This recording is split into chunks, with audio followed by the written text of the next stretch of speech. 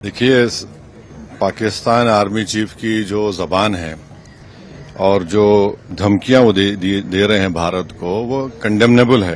United states की सरजमीन में बैठकर वो भारत को न्यूक्लियर थ्रेट दे रहे हैं। भारत अमेरिका तनाव को लेकर जहां अमेरिका की धरती पर बैठकर पाकिस्तान ने भारत को परमाणु युद्ध की धमकी दी थी, तो भारत ने भी दो टूक कह दिया था कि हम पाकिस्तान की धमकियों से डरने वाले नहीं हैं। लेकिन वहीं इसी बीच ओवैसी का एक बयान सामने आया है। पाकिस्तान की इस धमकी पर उन्होंने अमेरिका की धरती से बैठकर भारत को दी थी। तो देखिए, आसिम मुनीर ने जिस तरीके का बयान दिया, उसके बाद जाहिर तौर पर भारत में हलचल बढ़नी ही थी। और इसी हलचल के बीच ओवैसी का ये बयान सामने आया है। ओवैसी ने कहा है, आसिम मुनीर जो पाकिस्तानी आर्मी के फील्ड मार्शल है, उन्होंने जो भी बयान दिया है, उसकी भाषा जो भी है वो बड़ी ही निंदनीय है। ओवैसी ने अपने सोशल मीडिया पर दो पोस्ट किए। इस पोस्ट में उन्होंने सबसे बड़ी बात कही, आसिम मुनीर को धमकी के साथ चुनौती भी दी है, आसिम मुनीर की बातों की निंदा भी की है और साथ ही भारत सरकार से एक बड़ी मांग भी की है। ओवैसी ने कहा कि पाकिस्तानी सेना प्रमुख की भारत के खिलाफ धमकियां और भाषा बड़ी ही निंदनीय है। उन्होंने अमेरिका धरती से ऐसा किया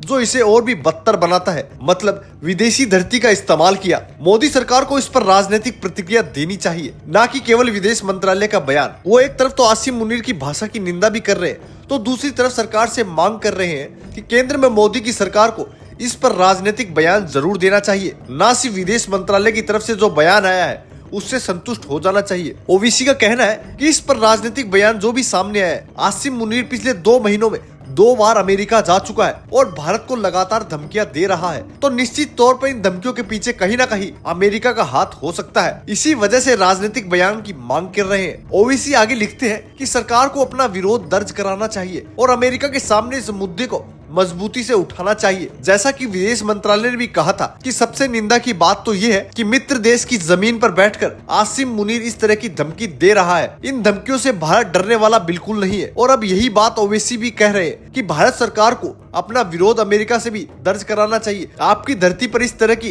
गीदड़ भभकी दी जा रही है, परमाणु युद्ध की धमकियां दी जा रही है। ऑपरेशन सिंदूर हुआ था, तब से लेकर ओवैसी मुखर रहे हैं, हमेशा पाकिस्तान को मुंह तोड़ जवाब देते आए हैं। और अब इसी बीच जो उन्होंने मोदी सरकार से मांग रखी है, इस पर सरकार की तरफ से कोई रिएक्शन अभी तक सामने नहीं आया है। अभी तो ओवैसी का ये बयान तुरंत आया और आगे भी ओवैसी कहते हैं कि वो सरकार से मांग कर रहे हैं कि भाई आप सीधे तौर पर अमेरिका को क्लियर जवाब दीजिए। अमेरिका से आप अमेरिका के सामने बैठकर अपना विरोध दर्ज करवाइए। आपकी जमीन पर बैठकर आसिम मुनीर की इतनी औकात कैसे हो गई कि वो इस तरह की धमकियां दे सकता है। ओवैसी ने आगे कहा कि भारत एक रणनीतिक साझेदार होने के नाते अमेरिका धरती का दुरुपयोग कर रहा है, जो भारत और भारतीय दोनों को अस्वीकार है। आगे कहते हैं, पाकिस्तान के सैन्य इरादों को देखते हुए हमें सशस्त्र बलों का आधुनिकीकरण की आवश्यकता है। ओवैसी का यह कहना है कि रक्षा बजट, जो आवंटन रक्षा का जो बजट होता है, उसके लिए आवंटन कम हुआ तो कब तक ऐसा ही चल सकता है। हमें बेहतर तैयारी करनी ही होगी, क्योंकि पाकिस्तान की जो मंशा है वो बेहद ही निंदनीय है। पाकिस्तान के जो सैन्य इरादे हैं वो लगातार भारत के खिलाफ गंदे ही रहे। वो युद्ध की हमेशा मंशा पाले रहता है, छोटे मोटे युद्ध करने की कोशिश करता रहता है। ओवैसी ने इन मसलों की तरफ सरकार का ध्यान अपनी तरफ आकर्षित कर रहे हैं और कह रहे हैं कि आप इन मुद्दों पर जल्द से जल्द एक्शन लीजिए। सबसे पहली बात ओवैसी के बयान पर आप देखिए, और दूसरा आसिम मुनीर का सीधा जवाब जो अमेरिका की धरती से